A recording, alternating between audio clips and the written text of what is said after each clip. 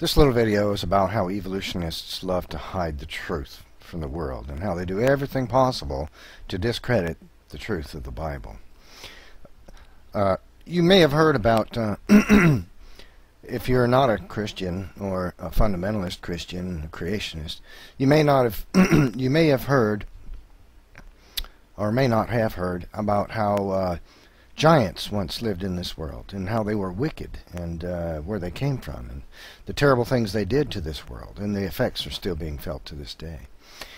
Lots of giant men have been dug up out of this earth then, but seems like every time that happens, the Smithsonian Institute or National Geographic Society has representatives that pop on the scene and either buy or borrow, and they're never seen again, these evidence, these remains of giant human beings. Well, some have been found and gotten in the hands of creationists first, like the footprints at Biloxi, Texas, and other places. There's a few other places where they've survived because they never got in the hands of evolutionists, see, where they'd never see the light of day again. But you see, they'll try everything to discredit anything that has anything to do with the Bible. It doesn't matter what it is. If it's in the Bible, they've got to refute it. That's why they once said Hittites never existed. And then, you know, the Hittite culture was found with archaeology. And, you know, they're like, you know, that's happened many times. They said the same thing about King David. Oh, King David was mythological, a king. He never existed. Yeah, sure. Then they found, you know, an inscription of the house of David on, you know, on the stone, which speaks of the kingdom of David. And same thing happened with Pontius Pilate. The atheist said, oh, Pontius Pilate and Jesus Christ both are fallacy. Then they find all kinds of archaeological evidence for Pontius Pilate, his name inscribed in stone. Anyway, I sent an email off because I had done some research. I sent an email off to a museum which had at one time housed some of these giants found in Native America, which were huge men, red-haired, supposedly, giant men. I mean, I'm talking 10, 12-foot men. And I sent an email asking them why, since their museum had these fossils at one time, where are they now, and can a photograph be found of them? Can they provide me with any kind of a photograph of them? And this is the email I got. I sent this email went to Eugene. This was months ago. Eugene M. Hatton, Ph.D., curator of anthropology, Nevada State Museum, Carson City, Nevada. I emailed him and asked him that. Can you provide images? Are there any photographs online on your website? Do you have any anything that you can show us that of these remains? And this was the response I got. I went by the name Matthew. Dear Matthew, the Nevada Historical Society in Reno supposedly had a human skeleton from a population of mythical, and he calls them mythical already. You see how he's trying to discredit. Red-headed giant cannibals, the Seduca. The skeleton was loaned for display at the St. Louis World's Fair and was never returned, or so the story goes.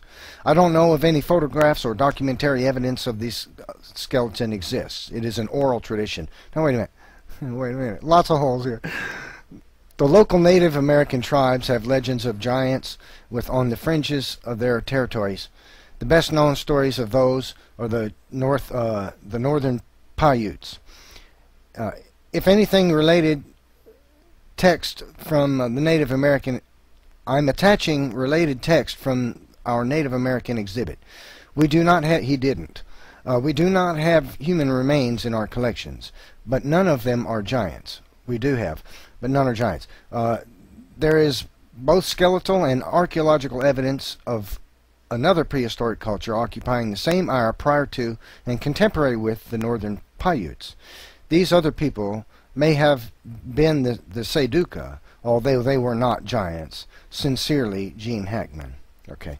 Now listen, let's go through this email of his real quick and see the hegemony that you'll find in Eugene M. Hatton, Ph.D., curator of anthropology. His email. Okay. He says, purportedly had a human skeleton from a population of mythical red-headed giants, cannibals. The skeleton was loaned for and never returned, blah, blah. So the story goes. No documentary evidence. It's an oral tradition. See how he's trying. It's fake. Never happened. We never had it. Didn't exist. Shut up, go away. Forget about it. It was a lie. Somebody told you a lie. Never happened. It's a lie. Don't believe it. And then he goes on to say that it's legend, and that they have anthropological evidence in their museum, but it's not giants. None of it's giants. Now here's my questions to Mr. Hatton. Any museum which has evidence in anthropology, skeletons of any kind, they make a record of it, you see, for insurance purposes. They have to insure it, because if their museum burnt to the ground, they could lose millions and millions of dollars worth of artifacts and not be recoverable. When something is checked into a museum, photographs are made of it. It's measured. Drawings are sometimes made. It's cataloged.